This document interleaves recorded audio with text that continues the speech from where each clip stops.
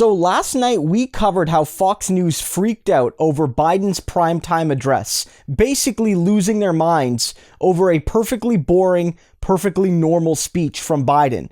But this morning it continued with people like Brian Kilmeade being convinced that Joe Biden was too mean to Mr. Donald Trump. Just keep in mind some of the things that Joe Biden had an opportunity to be that unifier, the uniter that he talked about in his inaugural. He could talk about Operation Warp Speed, how it exceeded expectations. He could talk about how the third vaccine was almost ready to go when he took office, and two, was already wowing the world, including got it okayed in England first. And since when is it a great idea to make more vaccine? It turns out, according to the New York Times, Donald Trump was set by July to have 800 million vaccines just for the two that was approved. So that was already done. Number three, can we stop praising Anthony Fauci and saying he's world renowned? Everyone might know him, but I don't know how many people should be listening to him.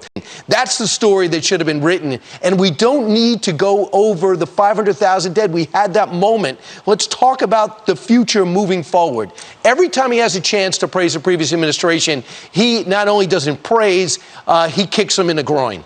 And so basically what you see in that clip there is he's like, Biden shows no grace. He shows no, appreciation. He was mean to Donald Trump. He basically kicked Donald Trump when he was down, kept insulting him, and he needs to show more respect for his predecessor, and he needs to show more respect for all the work he did. And my God, give me a break. Give me a break, Fox. Are you really suggesting that Joe Biden needs to be more gracious to Donald Trump? And are you suggesting that Donald Trump was gracious to his predecessor? Are we really going to say that Barack Obama was constantly praised and given credit by Donald Trump? If anything, the reason Donald Trump became president, besides social media and, uncritical coverage of him in the run-up to his election, it was because he spread the birther conspiracy about Barack Obama. He literally questioned the very citizenship, the very right of his predecessor to be president. I don't think anyone at that network who amplified the Trumpian conspiracies and the Trumpian attacks, not just on Obama, but even on his Republican predecessor like Bush Jr., and other recent presidents that didn't support him, like Bush Sr. and Bill Clinton, presidents going back 20 plus years. Donald Trump does not deserve any praise. He doesn't. In fact, I would say that Joe Biden treated him with kid gloves in that speech. There were a few moments where Biden sort of suggested that things were not going well. And then in November or in January, some changes happened that allowed America to move forward, which could be seen as him criticizing the former guy.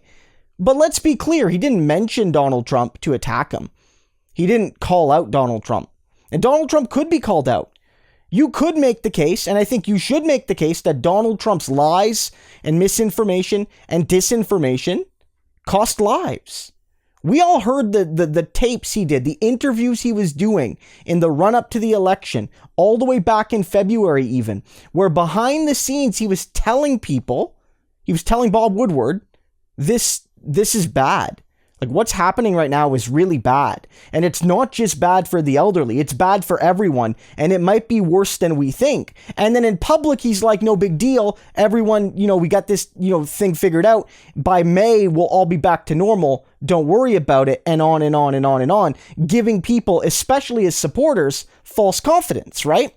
And so you could make the case that this guy cost tens of thousands, maybe hundreds of thousands of lives.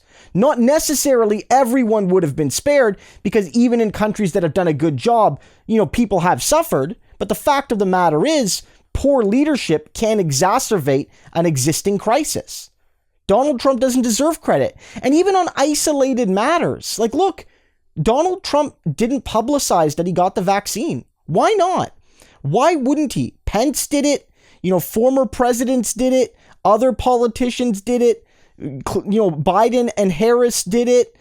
Senators like Bernie Sanders and so many others did it, to let people know that this is important, it's safe, it's trusted. When it's your turn, be sure to get it. And Trump didn't do that. And we know that there's hesitancy among Republican voters right now. And the president showing a public example would help. And it was followed up by the fact that, yesterday, the day before, every living former president, Carter, Bush, Obama, Clinton, their spouses in many cases, all did an ad about how important it is to get the vaccine. And Trump and Melania, they were not a part of it. They were invited to be a part of it, but they were not a part of it. Donald Trump does not deserve any praise. And I'm sick and tired of hearing Fox News complain that the Biden's being mean to him, when Donald Trump was crueler to his predecessor than any president had been in modern American history.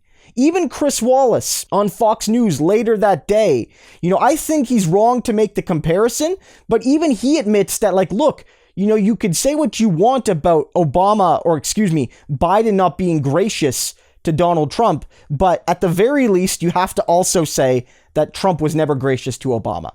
So don't let these crocodile tears fool you.